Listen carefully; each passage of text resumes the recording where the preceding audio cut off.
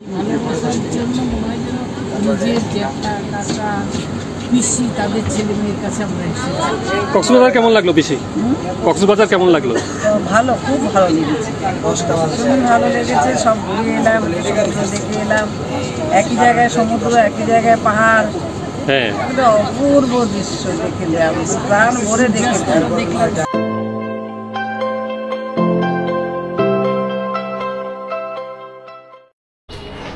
আসসালামু আলাইকুম এভরিওয়ান। এখন বাজে দুপুর প্রায় 12টা। ঘুম থেকে একটু দেরিতে উঠছি, কারণ আজকে অফিস যাইনি, অফিস ছুটি নিছি। তার কারণ হচ্ছে কিছু মানুষ আছে যাদের সাথে পারিবারিক সম্পর্ক বা আত্মার সম্পর্ক না থাকলেও সেই কিছু মানুষের প্রতি এমন একটা ভক্তি শ্রদ্ধা কাজ করে, যেটা আসলে মানে প্রাইসলেস। আমি একটা শব্দ সবসময় বলি যে প্রাইসলেস। সেসব মানুষদের মধ্যে কিছু মানুষের সাথে তো অলরেডি আমার দেখা সাক্ষাৎ হয়েছে। অবশ্যই আমি বলতে বাধ্য হব, প্রীতম সর্বাণী #মোমেন্টস চ্যানেলের ওদের সাথে যেমন একটা আত্মার সম্পর্ক তৈরি হয়েছে, যেগুলো সবসময় পারিবারিক বা রক্তের সম্পর্ক দিয়ে আসলে বিচার করা যায় না, এগুলো প্রাইসলেস হয়। তো সেরকমই কিছু মানুষের সাথে হোপফুলি আজকে আমার দেখা হবে। এবং একটু মন খারাপ লাগছে এই জন্যই যে দেখা হওয়াটা আজকে এমন জায়গায় আর এমন খুব সামান্য মুহূর্ত, যেটা আসলে সত্যি আমার কাছে খারাপ লাগার মতোই। তারপরেও যাদের সাথে আমার কোনোদিন দেখা হয়নি, যাদের সাথে আমার কোনো পারিবারিক বা রক্তের সম্পর্ক নেই, তাদের সাথে এই 10 মিনিটের দেখা হওয়াটা আমি যে কতটা এটা আমার কাছে প্রাইসলেস মোমেন্ট হবে, কতটা গুরুত্বপূর্ণ, সেই কারণে আমি আসলে খুব এক্সাইটেড হয়ে আছি এবং চেষ্টা করব এই 10 মিনিটের যোগাযোগে তাদেরকে আমি তাদের জন্য কতটুকু কি করতে পারবো আমি জানি না। যারা ওনাদের দর্শক আছেন, তারা যদি আজকের ভিডিওটা দেখে থাকেন, আমি অগ্রিম তাদের কাছে ক্ষমা চেয়ে নিচ্ছি যে আমি হয়তো ওনাদেরকে সেভাবে সমাদর আপ্যায়ন আমার শহরে করতে পারতেছি না বলেই আমি ব্লগের শুরুতেই আপনাদের কাছ থেকে ক্ষমা চেয়ে নিচ্ছি। আর এমনিতে তো আমি এক্সাইটেড হয়ে আছি যে আমার কাছে যে মানুষগুলো কেন জানি খুব বেশি শ্রদ্ধাভাজন কিছু মানুষ আছেন ওইখানে, যাদেরকে দেখলেই একটা ভক্তি শ্রদ্ধা কাজ করে, সেই মানুষগুলোর সাথে সেই 10 মিনিটের মিট আপ আশা করতেছি খুব 10 মিনিটের একটা মেমোরেবল মোমেন্ট থাকবে। তো আশা করতেছি আপনারাও আমাদের সাথে থাকবেন। তো যখন যাবো ওনাদের সাথে মিট আপ করতে, সেই 10 মিনিটের মুহূর্তটাই আপনাদের সাথে শেয়ার করবো। সাথেই থাকেন, দেখতে থাকেন। আচ্ছা, একটা প্রবাদ প্রচলিত আছে যে বাংলাদেশিরা নাকি অতিথি পরায়ণ খুব বেশি, অর্থাৎ অতিথি আপ্যায়নে কোনো রকমের ত্রুটি রাখে না। আমি খুবই ক্ষুদ্র মানুষ, যেই অতিথিদের সাথে আজকে দেখা হবে আশা করতেছি, তাদের জন্য আমার এই ছোট্ট আয়োজন। এখানে ওনাদের জন্য কিছু উপহার সামগ্রী, এবং ওনারা যেহেতু জার্নি করে আসতেছেন, ওনাদের সাথে এই সামান্য সময় দেখা হবে। এখানে ওনাদের জন্য খাবার আয়োজন এবং কিছু উপহার সামগ্রী। জানি না এই খাওয়া এবং উপহার সামগ্রী দিয়ে ওনাদেরকে এই মাঝ রাস্তায় আপ্যায়ন কতটুকু আপনাদের কাছে ভালো লাগবে। তাই ব্লগের শুরুতেই আমি, যারা আজকের ব্লগটা দেখতেছেন এবং যারা ওই পরিবারকে পছন্দ করেন, ওই পরিবারের সদস্য, তাদের কাছ থেকে আমি আবারও ক্ষমা চেয়ে নিচ্ছি যে আমার এই ক্ষুদ্র আয়োজন যদি আপনাদের ভালো লাগে, সেটাই হবে আমার প্রাপ্তি। আমি এখন আসছি চট্টগ্রাম রেলওয়ে স্টেশনে। না, আমি কোথাও যাচ্ছি না, আসছি এতক্ষণ যেই অতিথিদের কথা বলতেছিলাম, সেই অতিথিদের সাথে আমাকে এই মাঝপথে চট্টগ্রাম রেলওয়ে স্টেশনেই দেখা করতে হচ্ছে। কারণ অতিথিরা আসতেছেন কক্সবাজার থেকে, ওনারা ট্রেনে সরাসরি ঢাকা চলে যাবেন। তো চট্টগ্রাম স্টেশনে কিছুক্ষণের জন্য ট্রেনটা হোল্ড করে, সেই স্টেশনেই ওনাদের সাথে 2, 4, 5, 10 মিনিট যতক্ষণ ট্রেনটা দাঁড়ায়, ওই অল্প সময়ের মধ্যেই ওনাদের সাথে দেখা করব। তো জানি না এই সামান্য সময়টুকু ওনাদের সাথে ভাব বিনিময় বা কথাবার্তা কতটুকু বলা সম্ভব হবে এই 10 মিনিটে। একটা মানুষের সাথে এই প্রথম দেখা যাচ্ছে, তো এটা আমার কাছে খুবই খারাপ লাগতেছে যে ওনাদেরকে বাংলাদেশে এবং আমার শহর চট্টগ্রামে আমি সেইভাবে আতিথেয়তা স্বরূপ আচরণ বা তাদেরকে সমাদর করা আমার পক্ষে সম্ভব হলো না। তো যাই হোক, ট্রেনের অপেক্ষা করতেছি।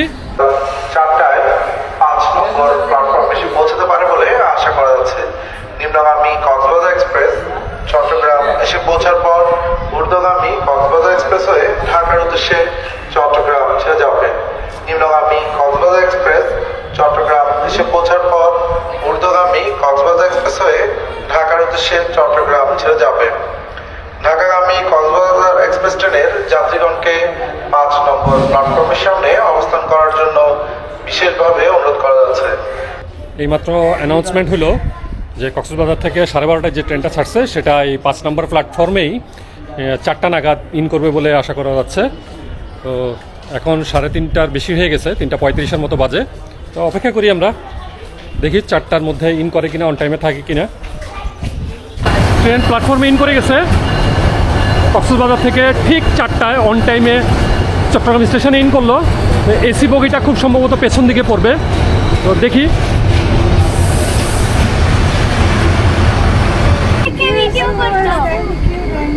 অবশেষে অপেক্ষার পালা শেষ। এই যে কম্পিদি, আমার ছোট্ট মামুনি, এখানে পিসি, কাকি, এই যে জেঠু আর কাকু। আমার এই ব্লগে সুপারস্টার হচ্ছে এই যে সুপারস্টার। হ্যালো,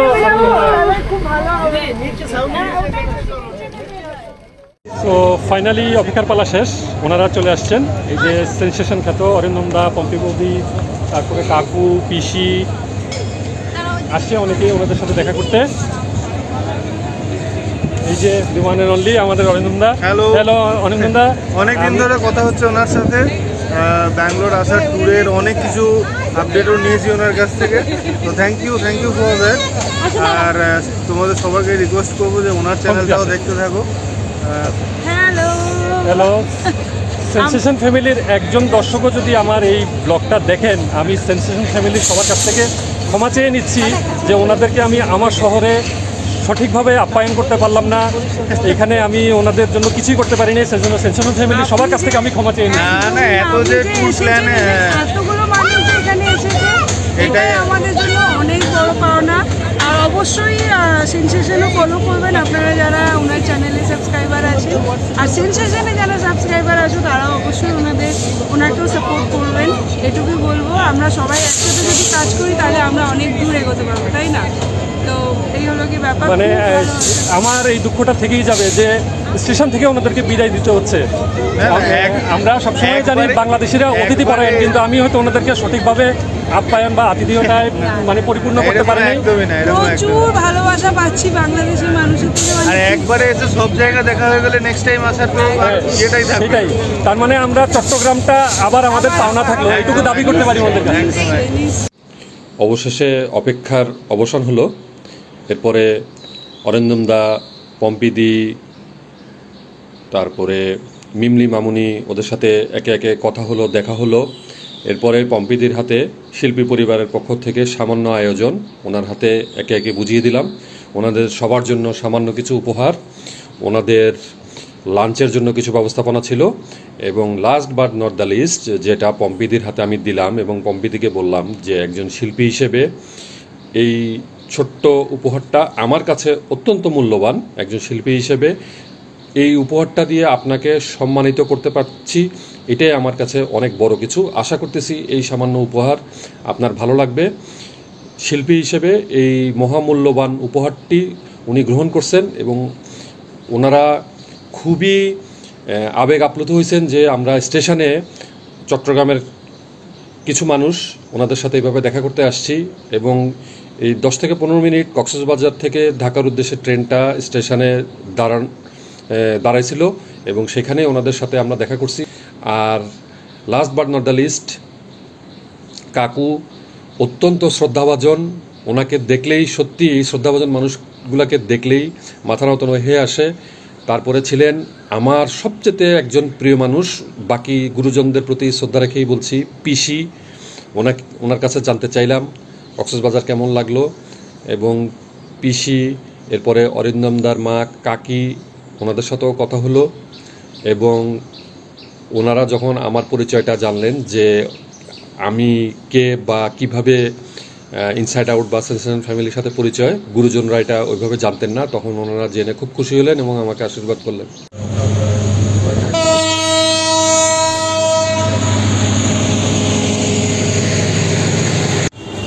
তো স্টেশন থেকে অতিথিদেরকে বিদায় দিয়ে দিলাম।